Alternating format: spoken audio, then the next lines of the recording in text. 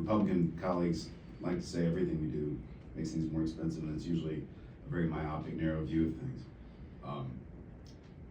17% of the people who work in our state work for the government. More than that if you count the federal government workers. And what they're really saying, what the message is out of that really is don't tax the billionaires. Because what they typically advocate for is cutting taxes on people that make a lot of money while not using those tax revenues to support people who make a lot less than millionaires and billionaires do.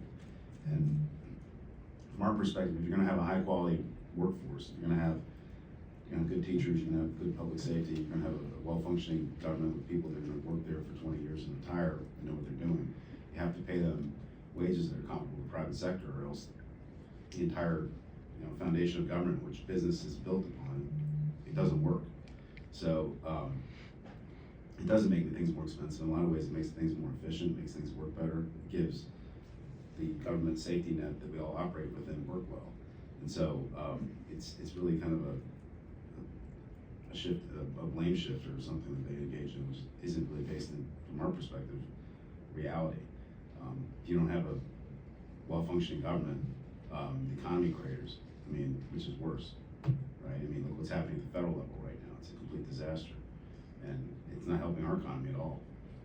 So that's how I respond to it.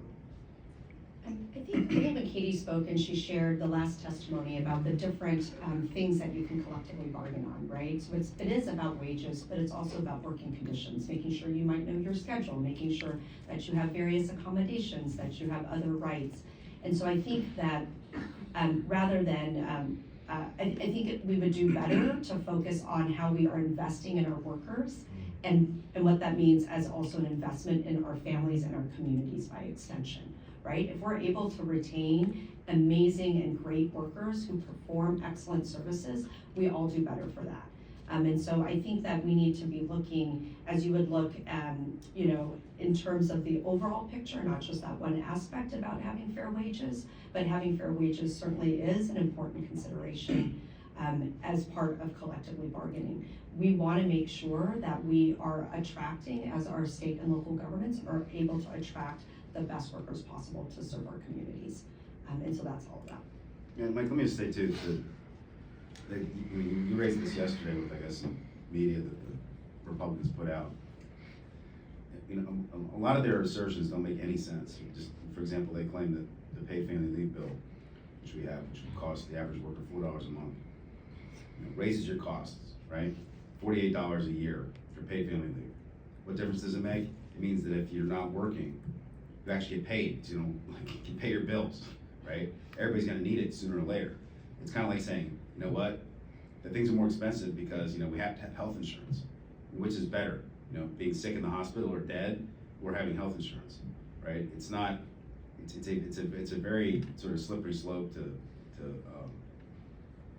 sort of, I think, anarchy in a lot of ways. It's kinds of things that they advocate. So, from my perspective, again, you have to have a government that works and people in it that are paid well, compensated well, that have reliable jobs and reliable incomes. If you're going to have a society that functions well, and I think focusing on that little piece of it, like they like to do, is very myopic.